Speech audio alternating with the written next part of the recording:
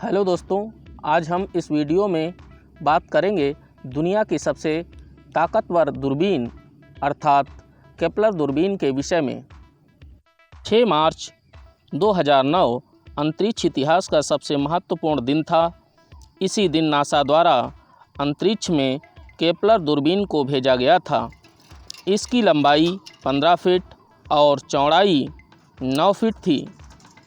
इस दूरबीन का काम हमारे सौरमंडल के बाहर ग्रहों के बारे में पता लगाना था। इन ग्रहों को एक्सोप्लैनेट्स कहते हैं। लगभग 9 सालों तक केपलर दूरबीन काम करती रही। फिर इसे 15 नवंबर 2018 को सेवा मुक्त कर दिया गया। केपलर दूरबीन की सहायता से हजारों एक्सोप्लैनेट्स को खोजा गया। इनमें से ज़्यादातर एक्सोप्लैनेट्स का साइज पृथ्वी और नेपच्यून के बीच का था। इनमें से ज़्यादातर ग्रह साइगनस नाम के तारामंडल में खोजे गए, जहां मिशन की शुरुआत से लेकर पहले 4 वर्षों तक केपलर केंद्रित रहा। $600 मिलियन की लागत से केपलर को साल 2009 में लॉन्च किया गया था। उस वक्त उम्मीद की गई थी कि यह कार्यक्रम केवल 1 साल ही चल पाएगा, लेकिन केपलर ने उससे कई गुना ज़्यादा समय तक अच्छी तरह से काम किया।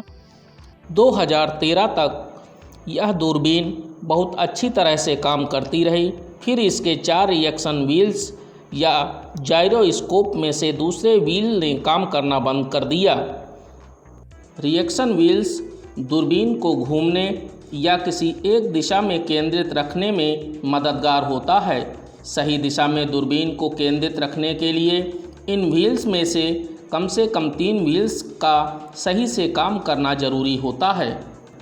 कुछ महीने के अंदर एजेंसी ने रिएक्शन व्हील्स का विकल्प खोज निकाला और इस मिशन का नाम K2 रखा।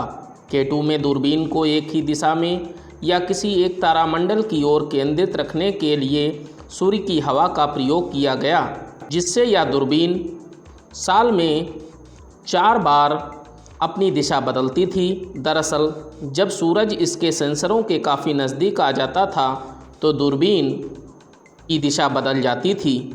जनवरी 2016 तक K2 विधि से 100 से ज़्यादा ग्रहों की खोज की गई। केपलर की सबसे बड़ी उपलब्धि बड़े बड़े आकार के ग्रहों के सिस्टम की खोज थी। दूरबीन से यह भी पता चला कि धरती के जैसे कई छोटे छोटे ग्रह हैं जो चट्टानों से भरे हैं। फरवरी 2014 में नासा ने लगभग 1700 ग्रहों की खोज का डेटा सार्वजनिक किया। मई 2016 में केपलर ने 1284 नए ग्रहों की खोज की घोषणा की। उस समय तक केपलर द्वारा कुल 2235 ग्रह खोज लिए गए थे। इस तरह से कुल खोजे गए एक्सोप्लैनेट्स की संख्या 3200 हो गई थी। जून 2017 में केपलर के शुरुआती मिशन से प्राप्त फाइनल डेटा जारी किए गए। इसमें कुल 2335 ग्रहों की खोज की पुष्टि की गई।